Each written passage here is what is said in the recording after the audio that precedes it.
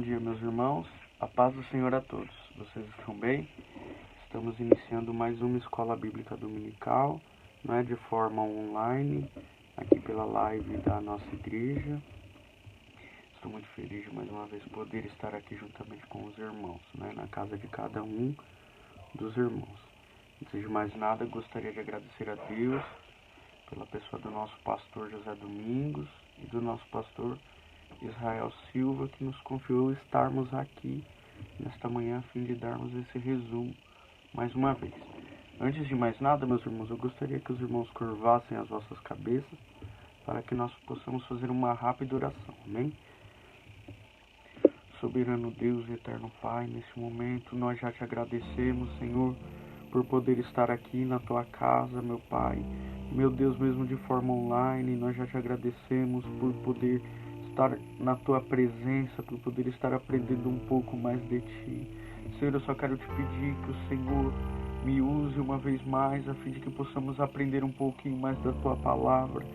Também a cada aluno, a cada aluna, meu Pai, a cada irmão que irá entrar nesta live, que possamos, Senhor, aprender juntos contigo. Então, se conosco, abre a nossa mente, nos dá graça e vitória, é o que nós te pedimos e já te agradecemos em nome de Jesus.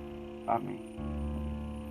Meus irmãos, eu só quero começar dizendo que, como os irmãos já me conhecem, eu costumo falando direto, mas aí se os irmãos tiverem qualquer dúvida, qualquer pergunta, os irmãos me perguntem, pode perguntar aí, eu interrompo, leio a pergunta do irmão, da irmã e tento responder na medida do possível, certo?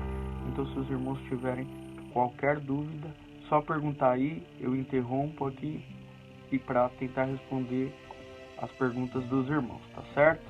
Nesta manhã nós começamos mais um trimestre da Escola Bíblica Dominical, então será a primeira lição do segundo trimestre, tá bom? A carta aos Efésios, saudação aos destinatários. O texto áureo está localizado na carta de Paulo aos Efésios, capítulo de número 1, o versículo é o de número 2, que diz assim: A vós graça e paz da parte de Deus nosso Pai e do nosso Senhor Jesus Cristo. Hein? Carta aos Efésios, meus irmãos, durante todo esse trimestre estudaremos a fundo o objetivo de cada capítulo e versículo que Paulo escreveu à igreja de Éfeso, certo? Como introdução, já quero deixar claro que a carta de Paulo aos Efésios é considerada como a coroa das epístolas. Muito embora Paulo tenha escrito tantas outras epístolas tão importantes quanto aos Coríntios, aos Gálatas, a carta que Paulo escreveu aos Efésios é considerada como a coroa, porque quando Paulo ele escreve essa carta, ele não está observando nenhum tipo de problema específico ou nada de forma específica. Então, de modo geral, ele vai dar conselhos e considerações a todos os irmãos de Éfeso. É por isso que ele relata, de forma geral, todos os aspectos da igreja. E por esse motivo é que a carta aos Efésios é considerada a coroa. Ela foi escrita com a finalidade de fortalecer todos os irmãos, todos os crentes da igreja. Então, não só para resolver um problema, como é a carta de Paulo aos Coríntios, ou como é a carta de Paulo aos Gálatas. Não, ele escreve essa carta com o intuito de dar considerações gerais, com o intuito de fortalecer a igreja de Éfeso. Amém? Vamos já para o tópico primeiro da nossa revista aí. Os irmãos conseguirem acompanhar juntamente comigo. O tópico primeiro é a autoria e a data da escrita. Como costume da época, Paulo já começa a sua epístola descrevendo o seu nome e a quem ele dirigiria esta carta. Então ele começa no capítulo 1 de Éfeso, e eu vou ler com os irmãos. Capítulo 1 diz assim: Paulo, apóstolo de Jesus Cristo, pela vontade de Deus, aos santos que estão em Éfeso e fiéis em Cristo Jesus. Então os irmãos podem perceber que ele já começa a epístola se apresentando aos irmãos, como era costume, e também destinando a quem ele estava escrevendo a carta. Paulo, apóstolo de Jesus Cristo, à igreja de Éfeso. Amém? Existe aí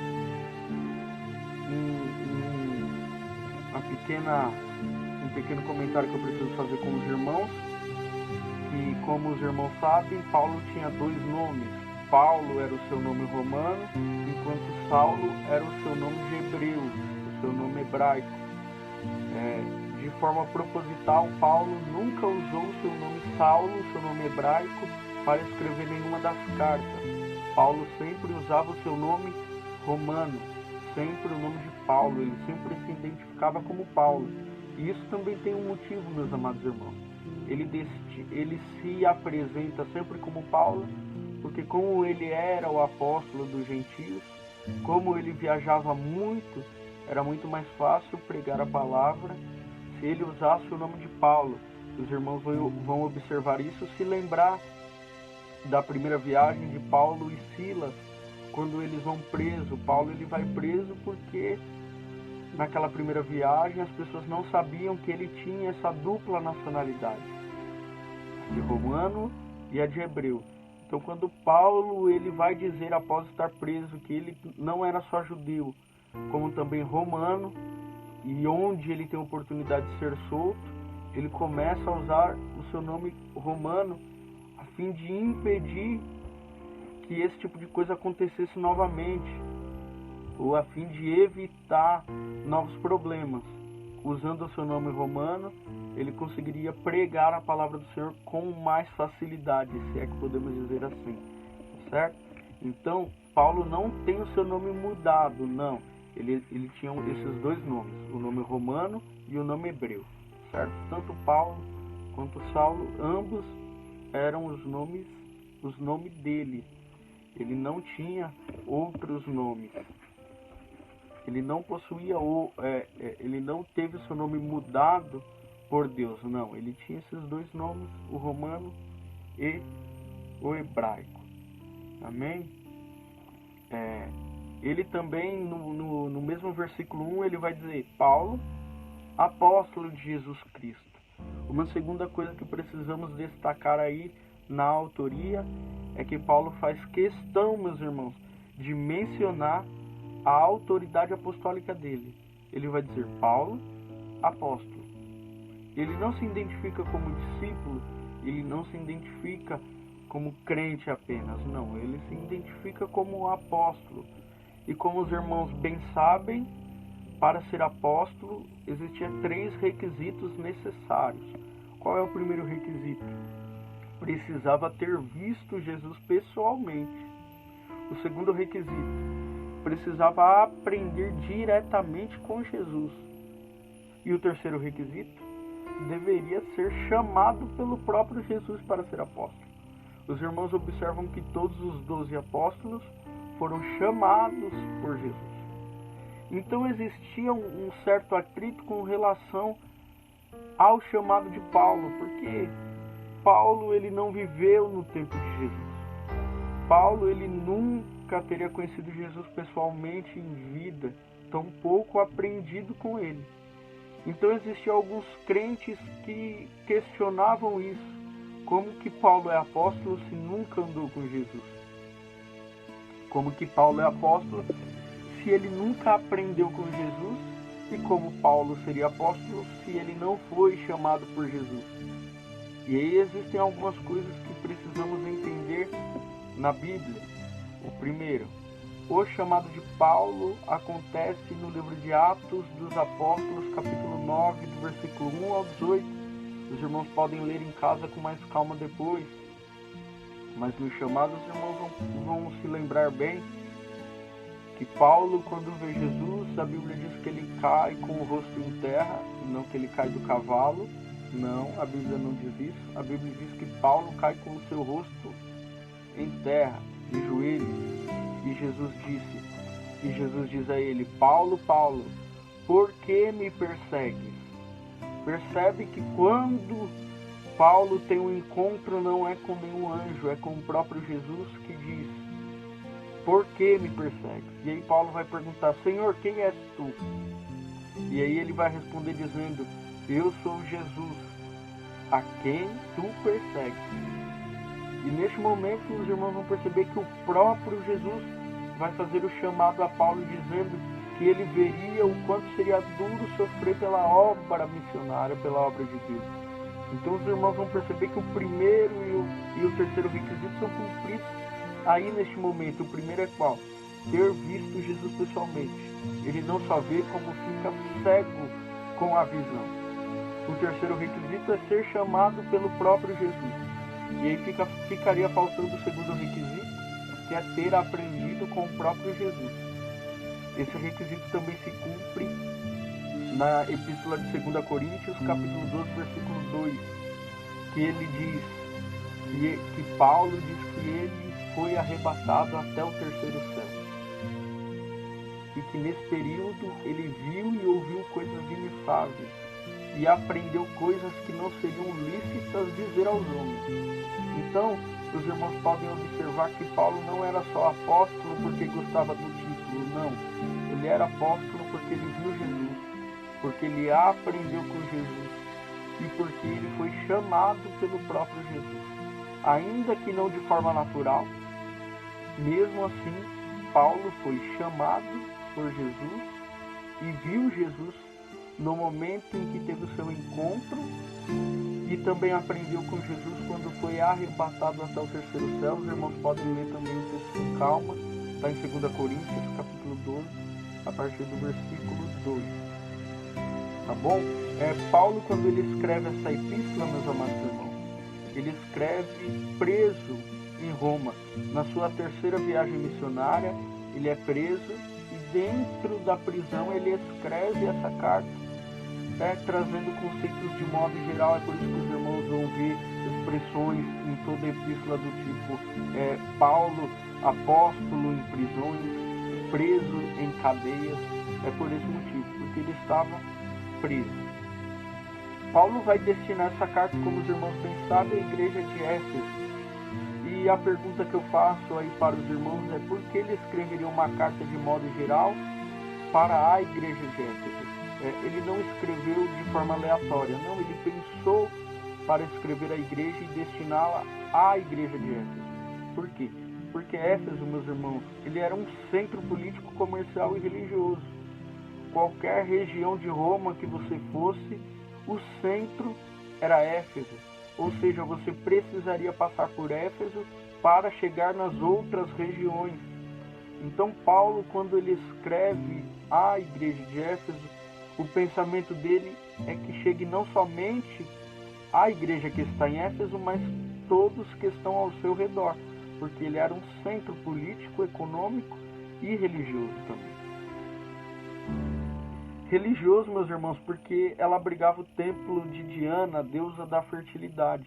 Então, quando Paulo chega para pregar a esta igreja e fundar a igreja de Éfeso, quando ele chega para pregar, existe um templo enorme onde todos adoravam a deusa Diana, a deusa da fertilidade, com cultos extremamente pagãos.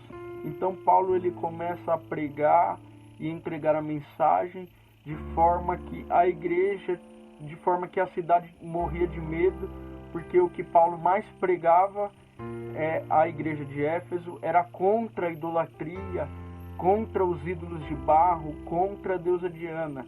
Ele prega durante 3 anos para a igreja de Éfeso pessoalmente, e quando ele sai para sua próxima viagem missionária e é preso, aí ele escreve essa carta à igreja de Éfeso, que já estava estruturada, mas que ainda havia este templo à deusa Diana. É por isso que ele escreve essa carta. Não só isso, a igreja de Éfeso, ou a cidade de Éfeso, também era uma fonte, também tinha como sua fonte de renda principal ainda a venda de ídolos pagãos, de imagens, de deuses de barro. Deixa eu ver se tem alguma pergunta.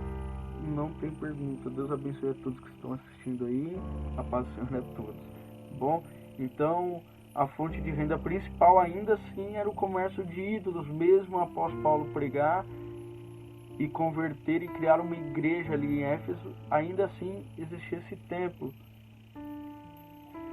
Para os irmãos acompanharem isso, no livro de Atos, capítulo 19, versículo 12, diz assim: de sorte que até os lenços e aventais se levavam do seu corpo aos enfermos, e as enfermidades fugiam deles, e os espíritos malignos saíam. Outra curiosidade aí é que enquanto Paulo pregava na igreja de Éfeso, ou na cidade de Éfeso, de forma poderosa, até os seus lençóis, até as suas roupas, Deus usava de forma maravilhosa para curar pessoas e para expulsar demônios. Foi nesta feita aí, nesta viagem de Paulo a Éfeso. Mas quando ele escreve essa carta, ele já não estava mais lá, ele estava preso em Roma. Bom, Paulo também escreve à igreja de Éfeso, não só com o motivo de se chegar a todos, não só porque era uma capital, não. Ele escreve a Éfeso com o intuito e com a intenção de a igreja de Éfeso, após ler esta carta, ela destinaria ao irmão que estivesse mais próximo, na cidade mais próxima, e assim a carta ela teria uma certa rotatividade, ela não ficaria só a igreja de Éfeso, mas ela andaria por todas as igrejas, a fim de que todos os irmãos, todos os crentes pudessem ler e ser edificados também por esta carta. O propósito e mensagem, meus irmãos, e o último tópico, e aqui eu já parto para concluir a nossa escolinha de hoje. Se os irmãos tiverem pergunta, pode fazer aí que eu respondo. O terceiro tópico é o propósito e a mensagem. Qual era o propósito principal e qual era a mensagem principal. Amém? Como falei logo de início, não havia nenhum tipo de problema específico. Quando Paulo escreve, ele aborda todos os temas de modo geral, certo? Então, ele não estava tentando resolver problemas, ele estava aconselhando a igreja. Então ele aborda temas como Cristo, como o controle do universo, como Cristo sendo o controle do universo. E para este momento de crise é muito bom nós lembrarmos que Cristo ele continua no centro do universo. Nada acontece sem a permissão do nosso Senhor Jesus. Segundo tópico que ele aborda é que os irmãos deveriam deixar o passado de imoralidade e bebedeira de lado e seguir a Jesus, não é? Então, assim, ele estava dizendo que a graça alcança, a graça salva, liberta, mas que era preciso deixar o passado de lado e viver uma nova vida em Cristo, porque talvez existisse alguns irmãos que não queriam abandonar o passado. Então, o primeiro assunto que ele aborda é dizendo que Jesus era o centro. O segundo, abandonar o pecado pecaminoso para seguir Jesus. O terceiro, a unidade entre judeus e gentios. Então ele vai explicar que não existia diferença nem no judeu e nem no gentio. Que Jesus tinha morrido para salvar tanto o judeu quanto o gentio. Porque naquela época os judeus tinham um grande preconceito com os gentios, achando que Jesus não tinha morrido para salvar a todos, somente os judeus. Então Paulo vai explicar um pouquinho sobre essa unidade entre todos os povos. E por último, ele vai dizer sobre a redenção para todos, não só para judeus, para todos, tá bom? Então o propósito principal era esclarecer esses 4 pontos. É por isso que é considerado como a coroa dos escritos de Paulo. E a mensagem se baseia ou se resume em 2 temas. O primeiro, Cristo, a cabeça da igreja, e o segundo, a igreja como o corpo de Cristo. Nós teremos uma lição específica para explicar o porquê Cristo é a cabeça e porquê que a igreja é o corpo, qual é a função do corpo, qual é a função da cabeça. Mas de qualquer forma, de forma resumida aqui, para concluir com os irmãos, eu quero dizer que Paulo escreve com a mensagem dele dizendo que Cristo é quem manda e a igreja obedece. Que nós não estamos aqui servindo a homens e sim servindo a Cristo. Mas servir a Cristo não significa que não devemos obedecer os homens, aos homens que foram instituídos como autoridade nas nossas vidas. Então, se Cristo é a cabeça, nós obedecemos a Ele, respeitando as autoridades que são instituídas a nós.